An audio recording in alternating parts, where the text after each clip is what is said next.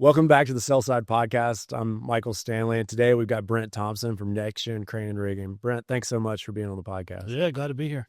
Well, let's hop right in. How did Next Gen start, and kind of what's the history behind that? I know you've got a really interesting family situation behind that company and another one. So just kind of give us the high points of the history. Yeah, sure. So Next Gen was born out of another company. So in 2017, I joined the family business, which was 45 years old at that time, Thompson's Welding Services, a welding fabrication business started by my grandfather in 72. My dad was there, his brother was there, and I had 3 cousins there as well. So a lot of family there. I joined that May of 2017, assisting my dad on the financial side of the business. Dad was the CFO at that time. And so later that year, in end of 2017, we kicked around the idea of purchasing a crane. And so the welding business has a fabrication shop that brings in steel plate, rolls it into tanks. So it builds tanks, pressure vessels, installs process piping. So a lot of work for the heavy industrial, paper mill, chemical plant market. Okay. We were working in and around cranes a lot. The work we were doing that would require cranes was expanding. And so we just had the idea of really a kind of a vertical integration of what if we, purchase cranes and use them for our services to serve the existing clients that we have, the work that we're already doing. And so in November of 17, we purchased the first crane, as Thompson's Welding Services. Pretty quickly after purchasing the first one, we saw a lot of opportunity, not only with our existing customer base, but just in the market in general. We noticed a void of a local crane service.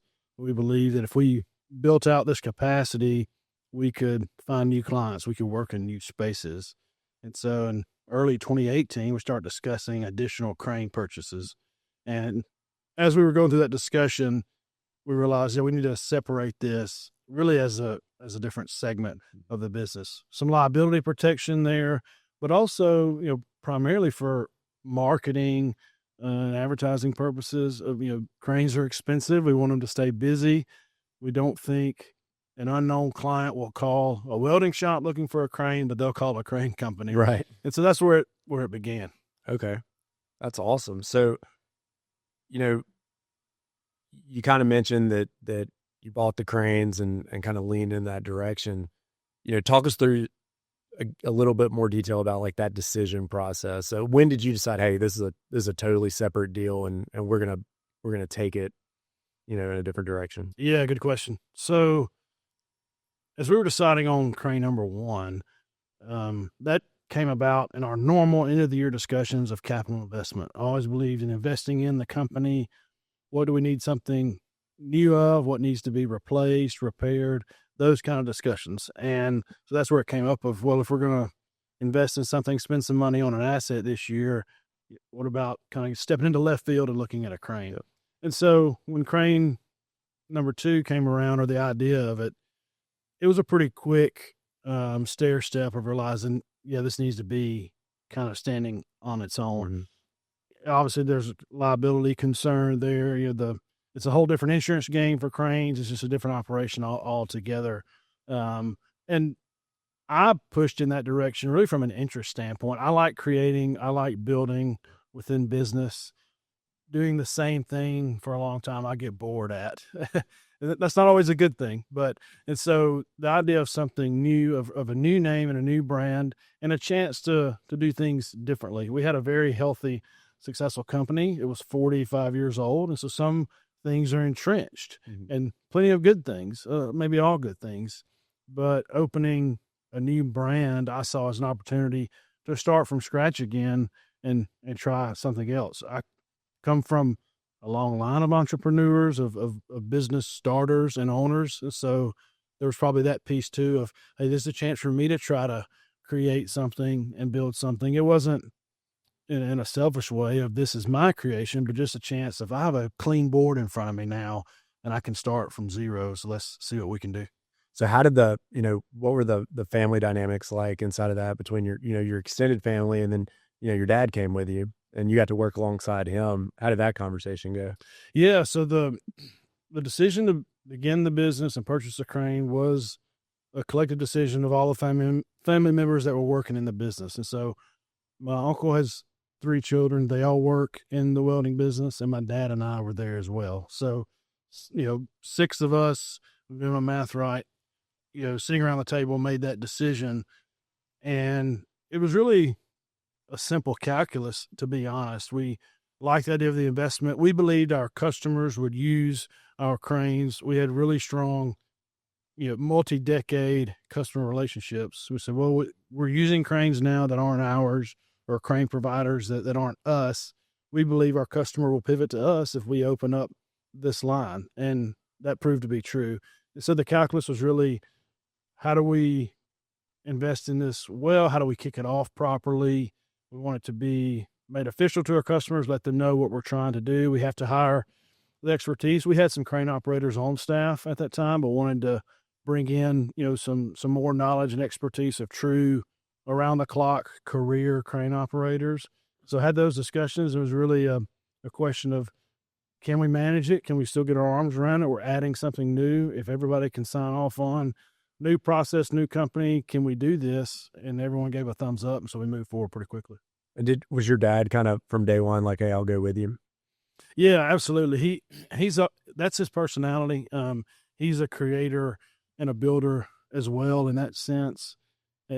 He's a strong believer in investing, within your business, within your company. I mean, he really built that foundation within the business of we're going to have a systematic approach to asking ourselves what needs to be fixed, improved, and replaced. And he's always open to new ideas and stepping out there. He really has a lot of courage in doing that. He's just a believer of, if you show up and work, you can figure it out. Yeah. And so he was on board right away. And how did what was the working relationship or kind of scope of responsibilities for the two of you, after you kind of made that big move? Yeah, good question. It really evolved over time. And so, initially we have 2 cranes, we have a crane operator, and it's still a kind of a small operation in that sense. So really initially the operations were still overseen and managed by the staff of the welding business. Dad and I had our hands in both companies, managing the finances and really building the structure, obviously standing up the company and establishing the name and all of that, separating business licenses and insurance lines and bank accounts. So we took all that on, which is, takes time, but it's pretty simple. And so our pivot into really managing Next Gen and running Next Gen full time was really kind of an evolution, because we grew one step at a time. Add another crane, hire another 1, 2, 3 people. And so as the business started to grow, we realized the need of, we have to let go of some of this financial oversight of the whole operation here, and we need to pivot into a more laser focus on this company that has growth opportunity. And so there wasn't really a break-even point, as much as the need is growing. We're juggling balls, and there are more balls in there, so somebody's got to grab them, if that makes any sense. Yeah, no, absolutely. And I imagine some of that coincided with the move to Huntsville. I mean, obviously, a lot of the building and real estate activity that's going on here. How did you run across that opportunity, and talk us through that process? Yeah, so it really happened organically. We knew about the growth in this area. We had read about it, heard about it. So we opened the branch here in 2022. So, in 2021, a customer of ours, an existing client, brought us to the Huntsville area. We did a couple projects here, serviced the projects with the equipment from Mississippi, from the Hamilton branch. And so once we got over here and really put eyes on the growth, it was different. It's really as simple as it sounds. It was simple. We're on the job site here. My dad's traveling through, wants to see where we're working. He starts, coming through the area and realizes that he doesn't recognize anything from the last time he came through. Wow. Yep. Of that used to be a field, and now it's a trash pan, a stadium, and a this and that, those kinds of things. And so he came back to the office one day and essentially said, it's different when you see it. I think we got to be there. Geographically, we're close enough. I think we can service and build and kind of share the workload as the branch gets established. Being 3 hours away or 2 hours and 45 away is much more doable than 6 or 8 or what have you. And so being geographically close and feasible helped, but he saw the growth and said, I think we got to plant a flag and see what we can capture. And that's what we did. Man, that's awesome. So obviously been in Huntsville since 2022. Um, what's kind of the future? You know, I mean, like just knowing you and hearing your story, y'all are always iterating and looking for opportunity. What does that look like today? Yes, that's a good question and a hard question. Charting out what's ahead of us is always a challenge for me because we really seize the opportunities around us and the green grass that's in front of us. I believe in building with our team and through our team more so than me whiteboarding a plan and then handing it out. And so we're about growth. We are growing and we plan to continue to grow. So that for sure is the future. And we will grow where our people can take us. Mm-hmm. We work hard to find good people and keep good people, and they're the hands and feet of the company. And so we make decisions as a team and work as a team, and we'll grow where our team is able to take us. And we're growing today because of where our team is taking us. And so that could be additional locations. It might, permanently, or additional locations temporarily for long-term projects and all sorts of things in between. Growth is the plan. I believe we'll continue to achieve growth, but it's not the singular goal. We will not grow at the risk of the entity, at the risk of our culture that we really worked hard to build, that you stumble along the way in building and keeping a culture. My chief job is protecting our culture. I believe that to be true. And so we want to grow. We have an aggressive mindset with growth, but we're holding the reins a little bit of we're going to make sure we do it wisely and cautiously and for the right reasons. So talk a little bit about, I mean, we've had several entrepreneurs and business owners on this podcast, and almost without exception, they harp on culture and, lots of detail and time spent thinking about culture. How do y'all think about it? How did you cultivate it? What do you want it to be? Yeah, everyone talks about it. It's kind of like safety. Everyone says it. Does everybody do it? It's a great buzzword. The author Henry Cloud said, "Culture is what you create or tolerate. Either way, you're ridiculously in charge." That's what I think about culture. It is who we are and who we say we're going to be, and upholding that. Accountability, trust, and caring. Those are part of our core values. We do things a little differently than other people in our space and in our industry. Not differently than everyone, but different than some. And we're happy with that. We have a team oriented culture. We believe in collaboration.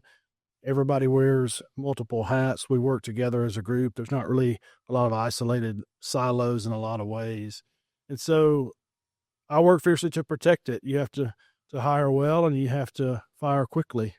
People don't like to hear that and say that, but that is the truth, as unfortunate as that can be, of protecting our culture, protecting the team, protecting those that are doing it the right way is my chief job. So, we've all heard culture eats strategy for breakfast, and that's a cold, hard fact. And so whatever I create and the team creates and whatever collectively we tolerate, that's what our culture is. And so we have to keep pushing that envelope. So how do you tie that into hiring? I mean, we spoke with James Wessel a couple of weeks ago, and he just underlined like the who, and spoke with Chase Wardman, and he had this pretty in-depth process for hiring that involved seeing people in multiple different environments and things like that. How do y'all think about it, and what are some of your processes? Yeah, I think you have to start with understanding that hiring is hard. Any company anywhere, I believe, would admit that hiring is hard. Hiring well is hard. Mm-hmm. You can only see so much of a person in an interview. If you do 100 interviews with the same person, you're only going to get so much. And so it's a challenge. You have to just work hard to do it the best you can. The best way that we do it so far is trying to be crystal clear with who we are, so they know what they're joining and that they know what they're signing up for. Right. That there are certain things we do and don't do, and if that doesn't fit them based on where they've been, that's okay. They just need to know they're not for us. So being clear up front with our mission, our core values, how we operate day to day as a business, that's a big piece of it, because that'll weed out a good many candidates. And we really prefer to hire from referral. We haven't always done that, and you can't, But there are a lot of people on our team today that came about through word of mouth of our team members. And that's the best way. Once you finally think you have the beginnings of a healthy culture, that's the best way to do it. And those people help you protect it. I've had employees approach me and say, this guy isn't it. It doesn't fit. And I know, this is going to be aired. You're not supposed to say those kinds of things, but that's the reality of it. And Yeah, I mean, when you're trying to create something that's special, you have to. It's not homogeneity, or it's not homogeneous. It's just simply this is how we operate. that's it. How so if you have any specifics around, the things that you do differently that may not be a fit for everybody. I mean, what's maybe an example of one of those things that might, take, help an applicant decide, hey, this may not be the right place for me. Yeah, sure. I can point to two things. One, first and foremost, we have a culture of collective ownership of we're all responsible for what happens here. We're all a part of this process. And so what that means tangibly, I don't have segmented roles of the guys out in the field, really. Of the only segment is based on maybe your training or your certifications, but no one's too good to do a certain job. And so everybody washes a crane, regardless of their experience and all the rest. And I don't have a firm that keeps the grass mowed around the crane yard. That's a big one that gets some people. Wow. It's feast or famine in the crane world. There are weeks when nothing's going on. And so our guys keep things taken care of. Now, if we were too busy and got out of hand, we'd fix it. But I've told every applicant in the interview, if you're too good to run a weed eater, you can't work for us. And some don't like that. That's But if I'm a crane operator, it's like, yes, but we don't send people home early when we don't have a job. Yeah. So we guarantee 40 hours. It's not the crane operator's fault if there's not a job to be on. And so if there's nothing to do or no job to go to, we're going to repair equipment, grease and service some stuff, wash a crane maybe for the third time. Yeah. And if there's grass growing around a pole, we're going to take care of that too. That doesn't fit some people. It doesn't fit some people. Because that's the different culture of really segmented. I'm an operator. I just show up and get in the crane and everybody else does what's needed to get it here. We're not that way. That's it. That reminds me of my time in the Navy. I probably, fly and spend more time turning wrenches too than I ever would have imagined. That's awesome. So kind of going back to opportunity, you mentioned one opportunity when we had lunch recently, in the project management space. I don't know, if you're comfortable talking about it. I'd like to hear, because it does sound, to hear you explain it, it's very synergistic to what you do. But if I were to just throw the words project management and crane out there, they wouldn't necessarily sound like they go together. How did that come about? And how are you looking at that opportunity? Yeah. So historically, there have been two segments to our business: taxi work, which is the short-term call out stuff. And then, project work, which is long-term jobs, simple construction. We're going to have a crane on site 6 to 8 months, one crane, one operator, on a new build, that kind of thing. And those are really the segments of our business. This project management area is really a third leg that's new to us. The opportunity came about from customer relationships and from our team, our sales team, really pushing the envelope. That's where that collective ownership we talked about really helps, is that a lot of our opportunities our team pushes for. They push me in those directions. I'm not having to encourage and push everyone. Yeah. I have a lot of stallions that I have to pull the reins on, which is better than whipping a mule. Yeah. And so that's our team. So to answer your question, we found ourselves in a project management space of the mission critical infrastructure, which data centers is a large part of that. And, mission critical is kind of a buzzword. I mean, it means something to us, but to the outside world, it's a buzzword that covers data centers, among other things. We had an opportunity to be on a data center project in South Alabama. There's really a different scope. There are cranes there. We're doing lifts, but just the nature of the project, a lot higher safety guidelines and regulations that require a lot of back-end paperwork and confirmation and triple checking of lift plans.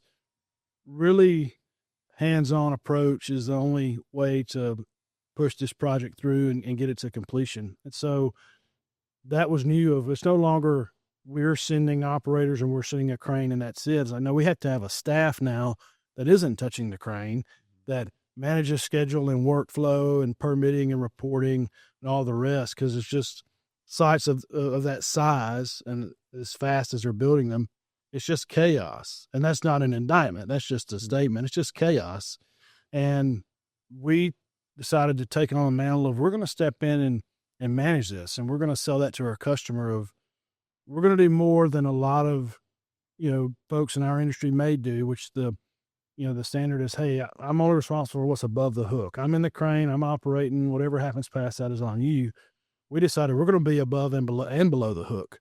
We're going to be out here. We're going to manage this project. We're going to help funnel communication. We're going to help make the project manager for the customer, make that person's job easier, and really add a sense of comfort and safety across the board, because nobody wants to really think about the cranes. They have their areas they know. We know the cranes. So we're going to expand our circle a little wider to cover all the compliance and all the regulation around that. Really is just a blanket of comfort and safety over this project. Man, that's incredible. And, it's really cool too how it dovetails into the corporate culture you've created, right? Like taking ownership of the grass, taking ownership of the entire project. That's right.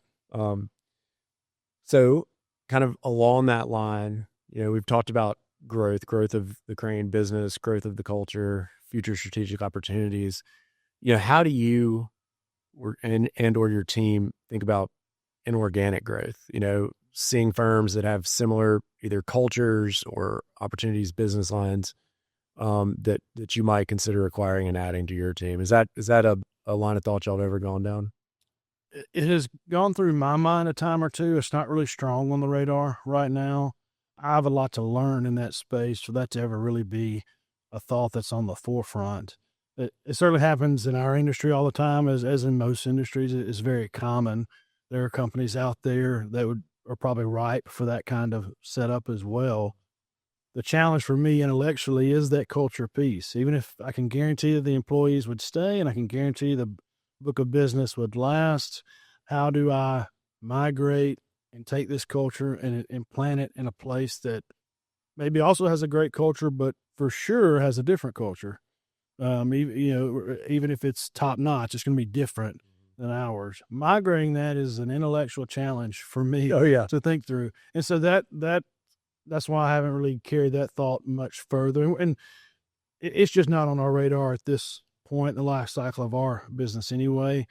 Our team is pushing so hard in these new spaces that our growth opportunity is leveraging our relationships with our clients, and we will find ourselves in new states and new, locations all over doing larger, newer projects. My lead salesperson here in Alabama will be in South Carolina and in Florida, in the next few months, pursuing specific leads, leveraging customer relationships for this mission critical project management space we talked about. And so that takes a lot of back end building. We can't just add project after project without some back office structure and systems and support to manage all the information flow that happens there. And so that's where my focus is. That's where we're going to push right now, because I believe, running the green grass that's in front of you. Mike Leach, who coached Mississippi State football, said, don't fly over a recruit to get to the same kind of recruit. And so that's my approach here. Yeah, I got to say, hotty toddy. Love Mike Leach there. Love Mike Leach. No, that's great. So I guess a next kind of obvious follow-up question, and at your stage in the business and life, like you said, running the green grass in front of you and get go. But you obviously work with your dad, who's been in the industry for a while, and he's kind of nearing this. Like, what do you think about next gen crane and rigging, like in the long term? After you're gone, what's the type of legacy you're trying to build, and then how do you see that going on after you're gone? Yeah, that's a fair question. It's a hard one to answer, because I'll say that it's really not something I think about. Mm-hmm. I can explain why. It's just not on my radar. It certainly matters, but it doesn't matter in my regular calculus. And what I mean there is, it's not about me. Mm-hmm. if I'm going to think of family or families when I make daily decisions, I need to be thinking of the families of the people on payroll. Yeah. It's just not about me, and it's not about my family. If tomorrow the only people that show up to work are people in my family, I'm in trouble. I'm in trouble fast. And so I intentionally don't put really the long term and what happens when I'm at dad's stage of close to retirement. You have to think and plan towards things. It's just not in my calculus right now, because the business isn't here to serve me or my family. I'm here to serve the business. This is something to hold loosely with an open hand, of knowing that I'm not promised tomorrow, and certainly the business isn't. And it's really something for me to steward. And if I do that well, and if I stay mindful of the people that show up every day to work with us, that are relying on me to make good decisions so that they can buy groceries and pay a mortgage and pay medical bills, and Lord willing, have some left when that's done. If I stay mindful of them in the morning when I get to the office, and I hold on to that piece, and I hold on to the understanding of this is something to steward and to care for, as my dad would say, if you hold that tight, let the rough end drag. Yeah. Yeah. I think that's a fantastic perspective. Just to drill that into something that's a little bit closer to home, how do you and your dad talk about that transition, as he decides like he wants to work less and less in the business and you take on different responsibilities? What does that transition look like? How has it looked? How do y'all discuss it? I have a lot of clients who come to me and ask, hey, I've got a business active child. I'd like to give this business to him. How do I do it? So I'd love to hear your perspective on that.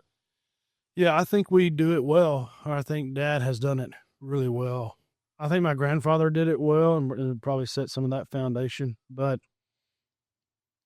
I've been in the business since 2017, and we've really been talking about it since then. So we've had a long runway, which I think is the key. Yeah. You can't always make that happen, but that is very important. Even before I was in the business, my dad has always been, and both of my parents have always been, really open with information about business and decisions and those things. When I was a kid, they never taught numbers or financials because I wouldn't know how to intellectually understand those anyway. But I heard them discuss business decisions and hiring and firing decisions and understanding how businesses worked and what went into decision making and impacting the community and those kinds of things.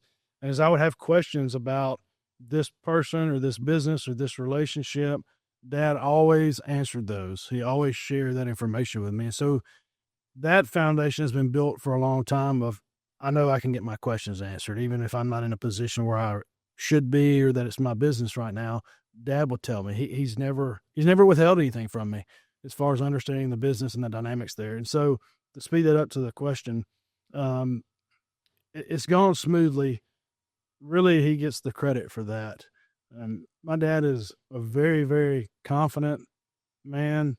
He just doesn't have an ego when it comes to the business. He may have an ego in a lot of other areas of life, but he would be okay with me saying that. But he just doesn't have an ego when it comes to the business and what he has done and where the credit goes. He knows the work he has put in, and for him, that's really enough.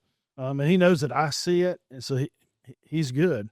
So he's been open-handed all along the way. When I joined the family business in 17, I had a bucket of responsibilities that I was learning. As soon as I mastered that, he gave me more. He was willing to give me as much as I can handle, as much as I wanted, and really played a supporting role. Early on, I had to ask him a lot, obviously trying to get my feet under me in the role in the family business that was new to me. But from the jump, he was open-handed and allowed me to grab anything I wanted to, and really gave me space to make mistakes and make decisions. I mean, from the beginning, he played a supporting role of, I'm here to help you. You can kind of run in your own space. And there almost isn't a transition because of that. And so he has let go of so much before today, that the day that he walks out the door, there really won't be, the only thing that will change will be when I come in the next day, his light won't be on, and that'll be a big change for me personally. And this is not an indictment of him. This is a compliment to him. Nobody else in the business will really notice, other than they know they shouldn't call him because he's doing something else.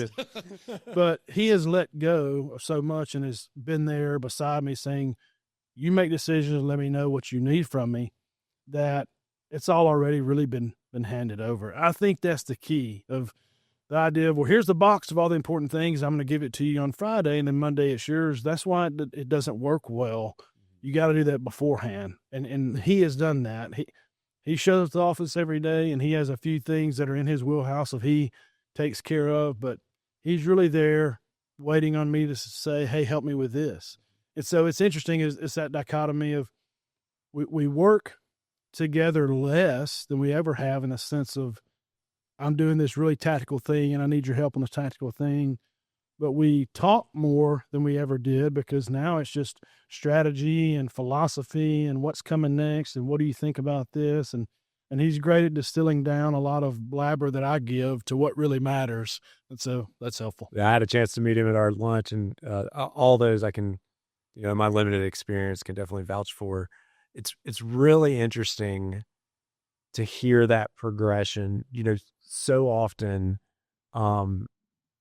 we'll meet with the first generation, either founder of the business or, maybe the second generation, and they have business active children. They're wanting to know, how do I hand this business over? And oftentimes the thought is, hey, put them in the lowest level role initially, that child, and let them work their way up just like anybody else. Nothing's given, nothing's promised. We'll just see how this shakes out. And that philosophy is fine, except for if you, in your mind, want your child to come in and run this business. Like, there has to be some point at which you're like, all right, I think you've got what it takes. Now let me help you get, from the 10-yard line to the goal line. And it's just fascinating to hear, that happened from the get-go. And obviously the results speak for themselves. One other kind of interesting thing that y'all obviously figured out.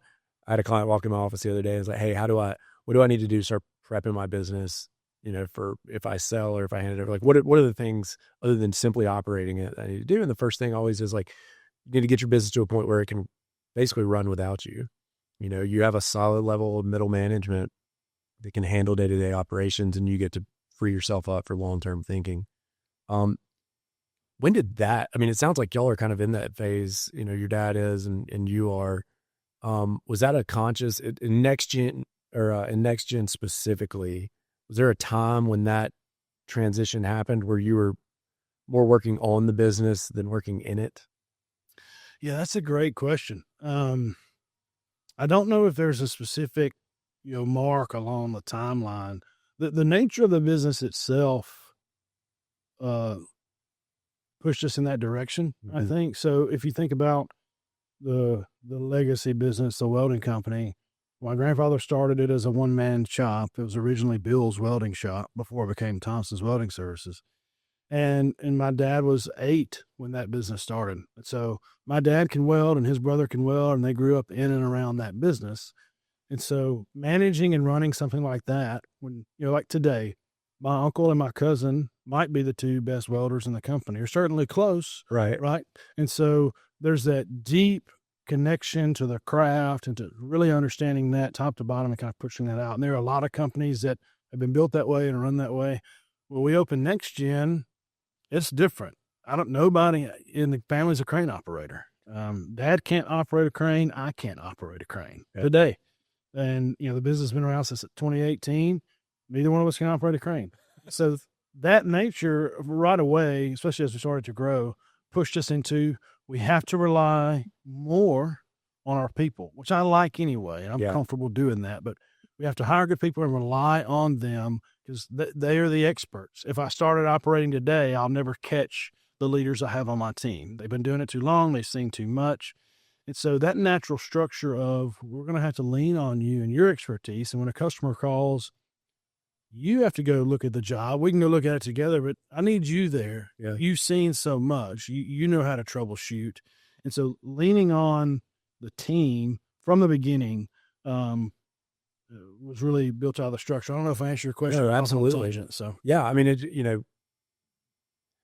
really you did it from day one. You started with the thesis of, we have to have a solid, you don't have to call it middle management. You call it leadership responsibility level below us, and it's also built into the culture of the company, as you mentioned before. Yeah. Well, man, it's fascinating to hear about, like, you see so many family-owned companies that have done the same thing for 50 years, and they're incredible companies, but very rarely do you see them innovate.